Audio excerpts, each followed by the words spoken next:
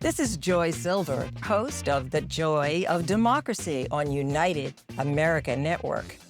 Today, we have the woman who's on fire, my friend Leigh McGowan, and everyone knows her as Politics Girl. How are you and welcome? We're so excited to have you here today. Thank you for having me, Joy. It's absolutely a pleasure to be here. I absolutely love what you do here in the Coachella Valley, and I was so pleased to join you yesterday at the No Kings rally. Riverside County is really strong, and we're getting stronger and stronger, and nothing but nothing unites us as much as, well, Yosemite Sam himself, Chad Bianco. So if we ever needed a reason to unite, we've always had that here in Riverside County.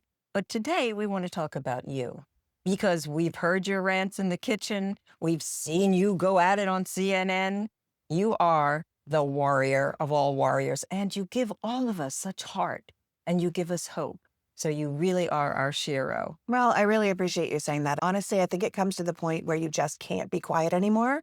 And I hope a lot of people are feeling that right now. Like, I started this a long time ago just as a civics project because I felt that people didn't understand American democracy and how it worked. And one of the things is you can't fix anything if you don't understand how it works. If I say to you, Joy, your car's not working because it's the carburetor, and you're like, that's very helpful, Leigh.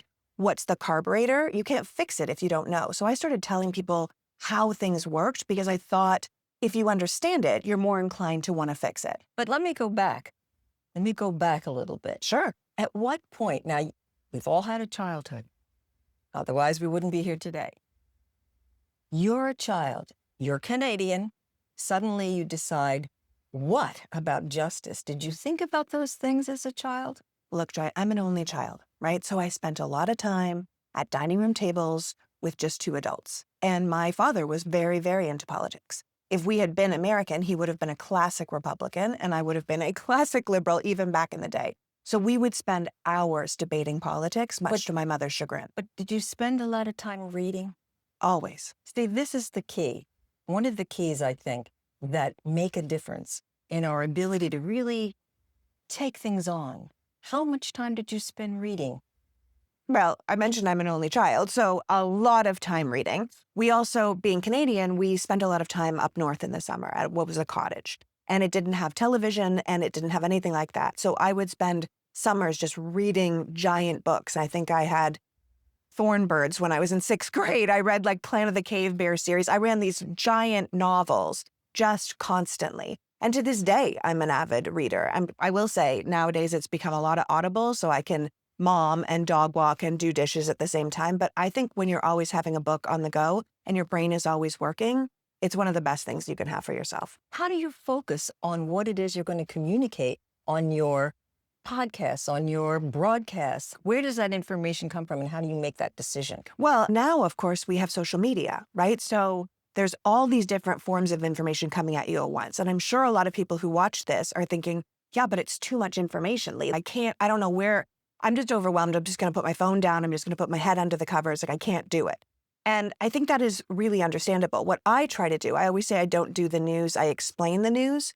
So I take what most people are talking about from the news itself to social media. When people are confused about something, if I'm confused about something, I then do deeper research into that. And then I try and explain it, not only so they can understand it, but so they know what to do about it. Because there's no point in just telling people, here's a problem, here's a problem, here's a problem, and then we don't know what to do about it. So I try not to just bring problems or just news to people. I try to bring context and then action. But how do you get the time to do that? Things are moving so fast. Smoke and mirrors, chaos everywhere. Yeah, no, there's not a lot of time. If you have a job like mine, you're working 7 days a week, 14 plus hours a day. We don't take vacations. We work for ourselves. It is not a lifestyle I would recommend to most people.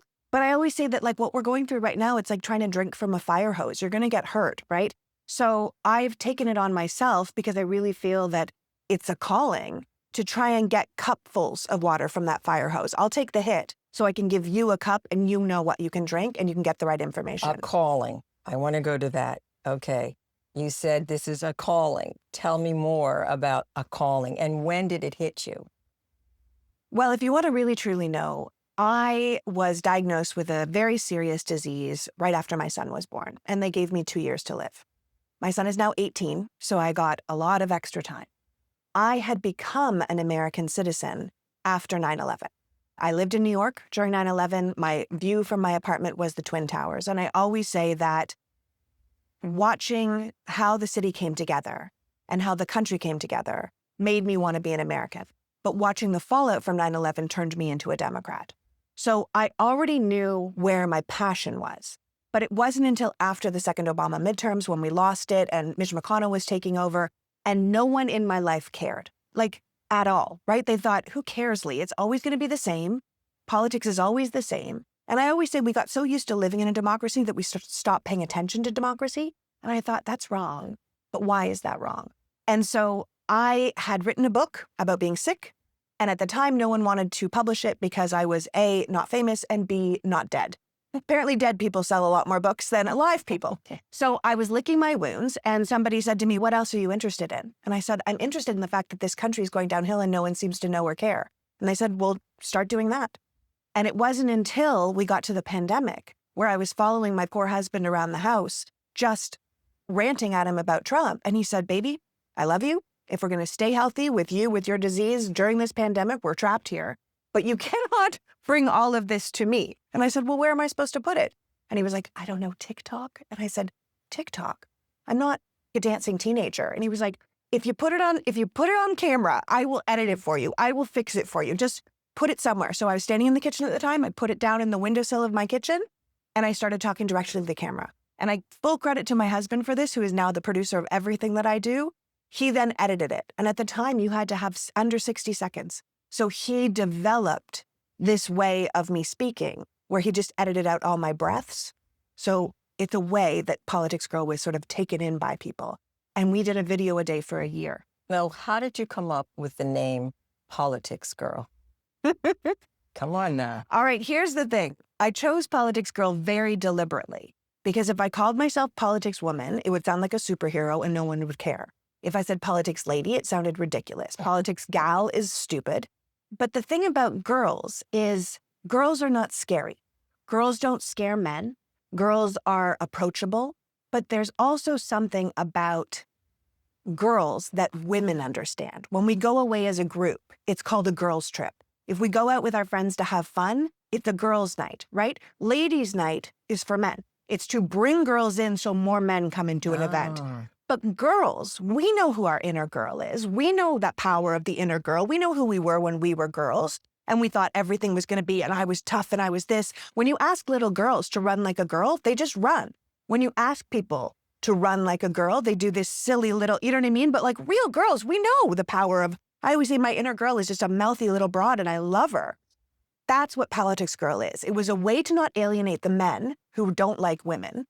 And it was a way to embrace the girls out there that are inside all of us women. And so I chose it deliberately. So much in that gender power relationship there. Yeah. And does that affect everything or does it inform everything that happens with you now in terms of when you go on something like, let's say, a CNN? You know, here's the thing. This country really doesn't like women that much. And we've seen that a lot lately. We're seeing women's rights being rolled back. We're seeing everything that happened after Dobbs with Roe being rolled back. We're seeing them talking now about getting rid of the 19th Amendment and women not having a vote and going back to a family vote. Just ridiculous stuff. There's something to be said for being a powerful woman in a way that doesn't terrify men, first.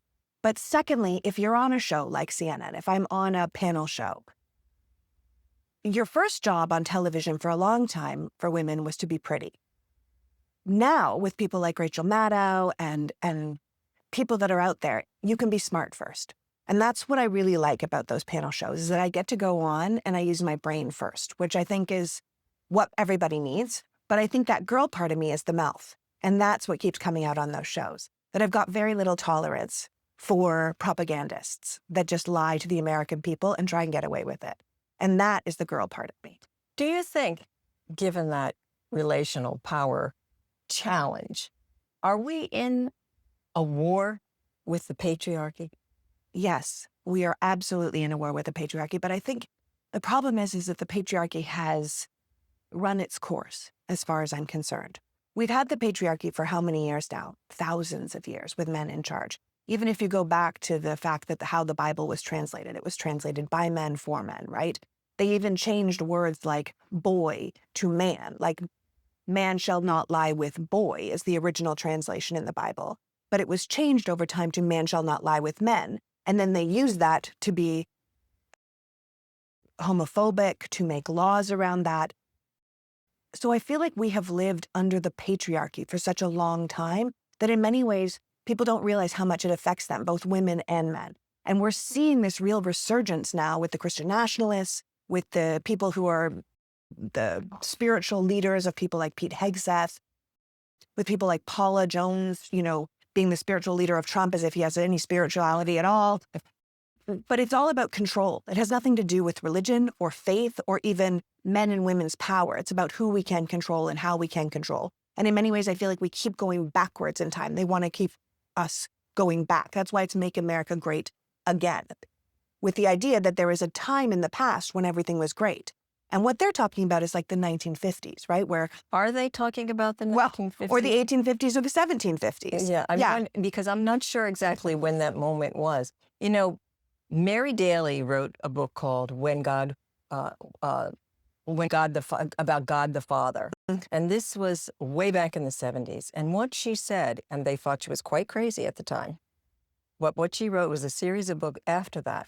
And she talked about women becoming equal and the power and things were working more in a partnership. And the closer that we got to that moment, the harder the last gasp of those guys who were afraid of women. I'm not saying all men are afraid of women, but there's a real obvious, when I look at Mr. Pete Hegseth, I think to myself, here he is.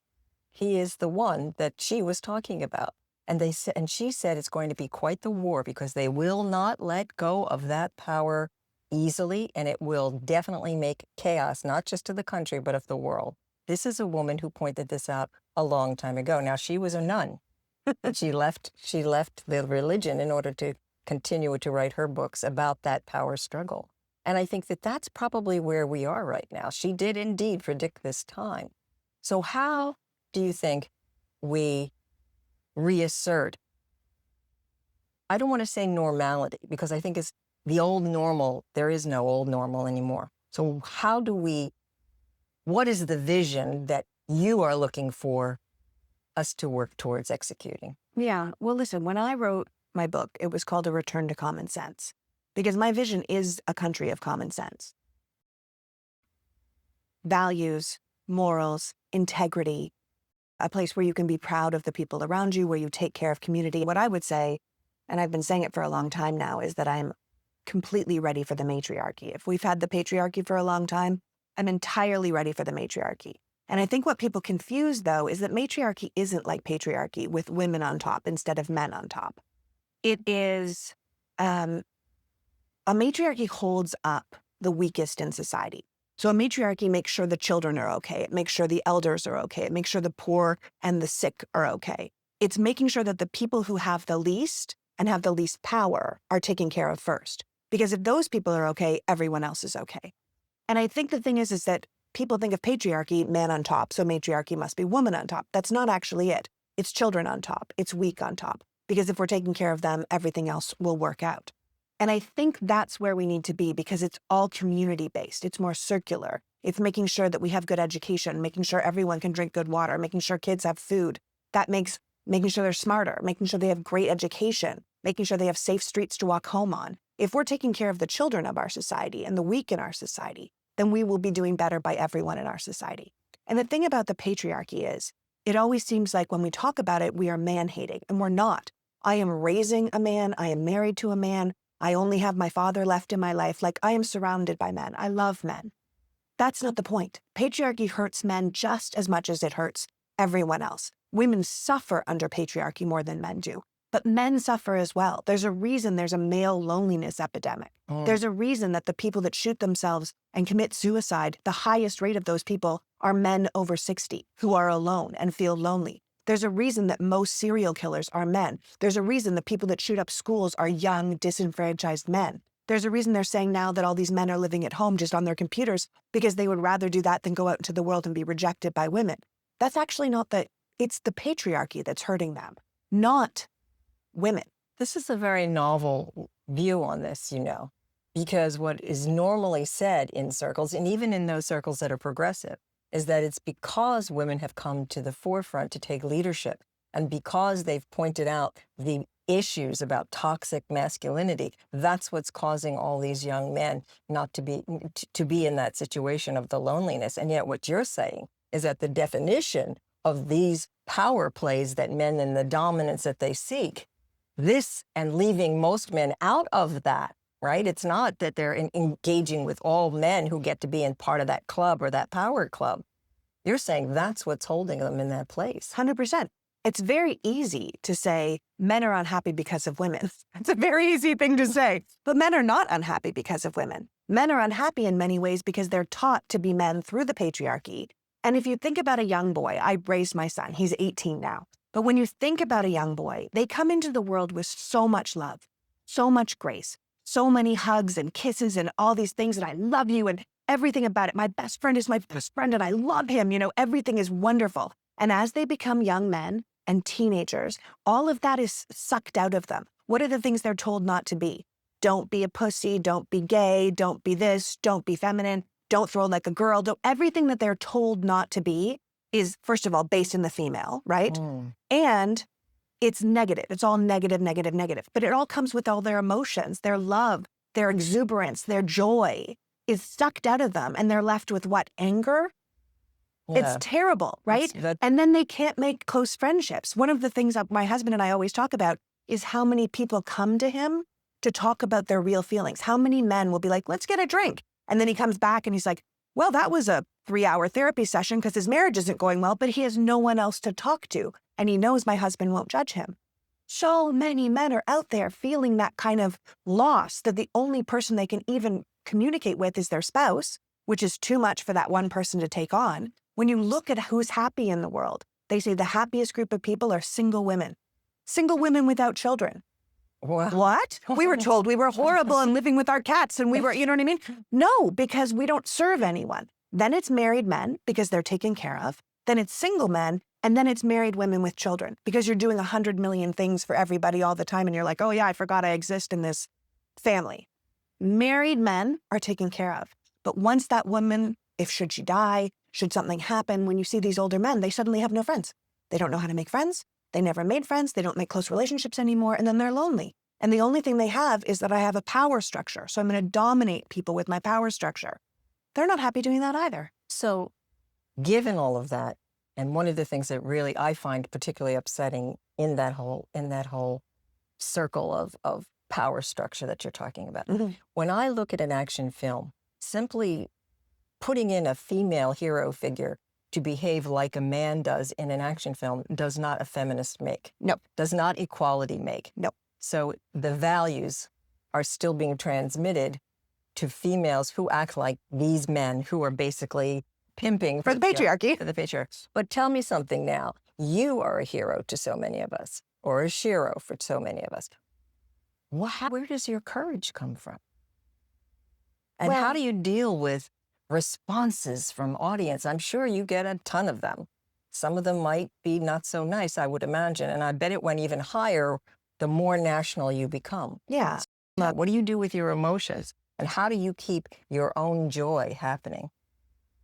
It's hard. It's hard. If you put yourself in a position where you're asking to be criticized all the time, it's hard.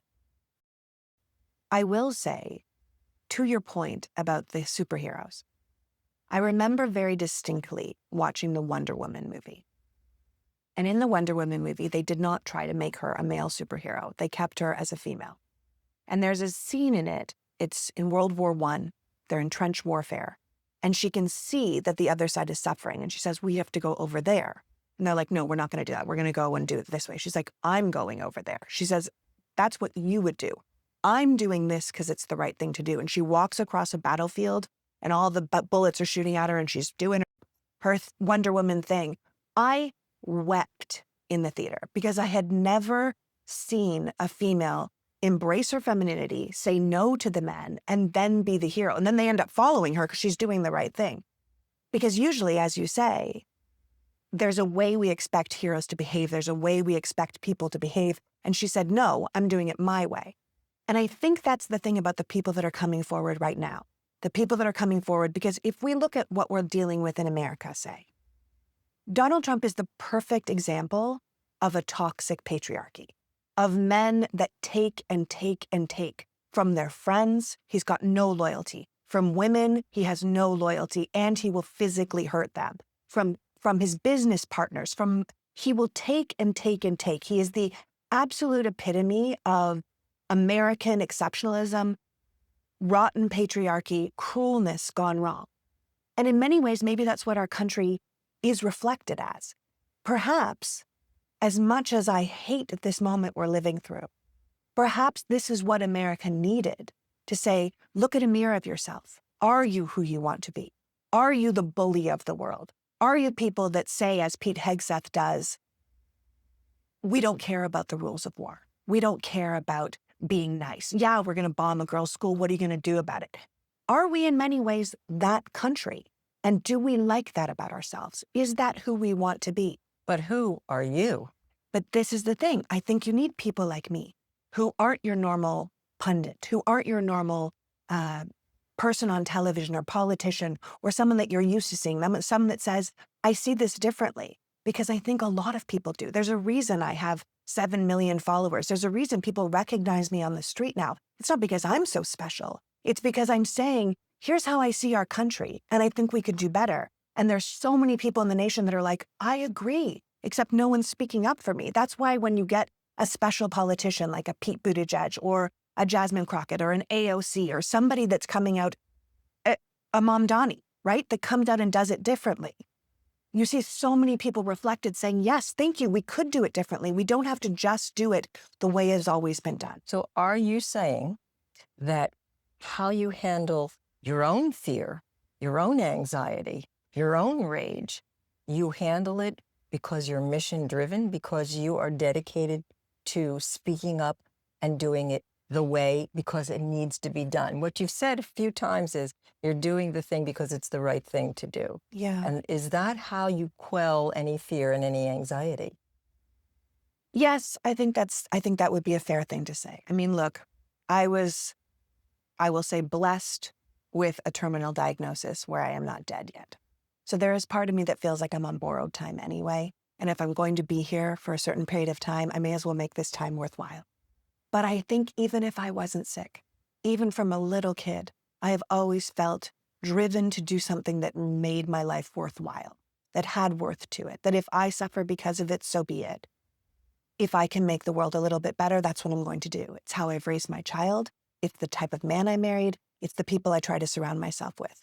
And I think there's way more people like me out there, and maybe seeing me do it will give other people the strength to do it as well. I think in many ways, leadership comes in different iterations. And I think that there's no other way. We've had many conversations. I was born in Canada, right? I could leave tomorrow and go home to a country that was accepting and loving and had a good leader and took care of us and had health care. But I feel like if people like me who care about the country this much leave because it's easier, where does that leave America? So you have purpose. That's your reason to live. Yeah. To make the world a little bit better. Yeah. And that's why I love Leigh McGowan, Politics Girl. I really want to thank you, Leigh, and I hope we come back and we do more conversations like this. And this has been Joy Silver, The Joy of Democracy, and our guest today was and is Leigh McGowan, Politics Girl. She's there to make the world a little bit better. Thank you so very much for your courage, your bravery, and you will continue to be my own personal hero. Thank you. Thank you, Joy.